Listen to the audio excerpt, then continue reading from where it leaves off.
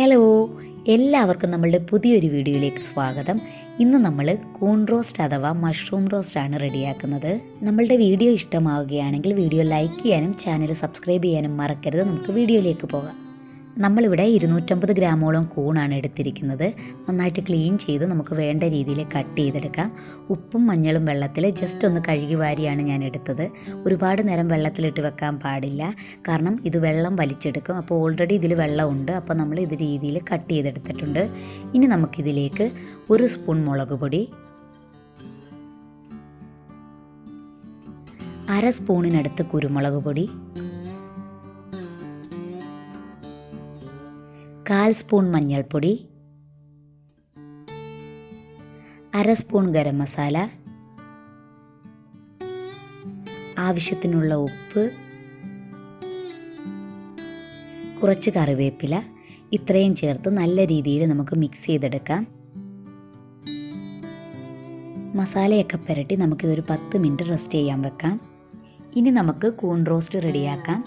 അതിനായിട്ട് നമ്മളൊരു പാൻ വെച്ച് കൊടുത്ത് അത് ചൂടായി കഴിഞ്ഞപ്പോൾ അതിലേക്ക് ഓയിൽ ഒഴിച്ചു കൊടുക്കുന്നുണ്ട്. ഇനി നമുക്കിതിലേക്ക് കുറച്ച് പെരിഞ്ജീരകം ചേർത്ത് കൊടുക്കാം. എന്നിട്ട് പെരിഞ്ജീരകം ഒന്ന് പൊട്ടി വരുമ്പോഴത്തേക്ക് ഒരു പിടി തേങ്ങാക്കൊത്തൂടെ ചേർത്ത് കൊടുത്ത് തേങ്ങാക്കൊത്തിൻ്റെയൊക്കെ കളർ ഒന്ന് മാറി വരുന്നത് വരെ നമുക്കൊന്ന് ഇളക്കി കൊടുക്കാം.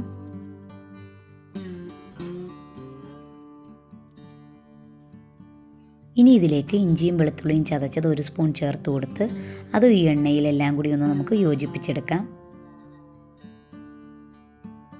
ഇനി ഇതിലേക്ക് 2 സവാള ഇതുപോലെ കട്ട് ചെയ്ത് നമ്മൾ ഇതിലേക്ക് ചേർത്ത് കൊടുക്കുന്നുണ്ട്. എന്നിട്ട് ഇതെല്ലാം കൂടി നമുക്ക് നന്നായിട്ടൊന്ന് വഴറ്റിയെടുക്കാം. പിന്നെ നമ്മളിതിലേക്ക് എരിവിനാവശ്യമുള്ള കുറച്ച് പച്ചമുളകും കുറച്ച് കറിവേപ്പിലയും കൂടെ ചേർത്ത് കൊടുത്ത് ഇതിലേക്ക് ആവശ്യത്തിനുള്ള ഉപ്പൂടെ ചേർത്ത് കൊടുത്ത് എല്ലാം കൂടി നന്നായിട്ട് വഴറ്റിയെടുക്കാം.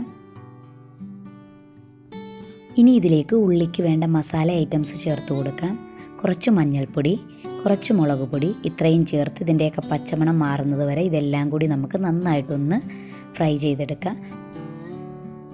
ഓൾറെഡി നമ്മൾ മഷ്റൂമിനകത്ത് മസാലയെല്ലാം ചേർത്തത് കൊണ്ട് ഇതിലേക്ക് കുറച്ച് മാത്രം ചേർത്ത് കൊടുത്താൽ മതി.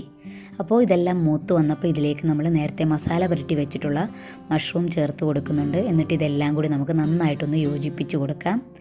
എന്നിട്ട് ഇത് കവർ ചെയ്ത് വെച്ച് നമുക്ക് ലോ ഫ്ലെയിമിൽ ഒന്ന് കുക്ക് ചെയ്യാം. നമ്മളിതിലേക്ക് എക്സ്ട്രാ വെള്ളം ഒന്നും ചേർത്ത് കൊടുക്കേണ്ട കാര്യമില്ല. ഈ മഷ്റൂമിൽ നിന്ന് തന്നെ വെള്ളം ഇറങ്ങി ഇത് നന്നായിട്ട് കുക്കായിക്കൊള്ളും.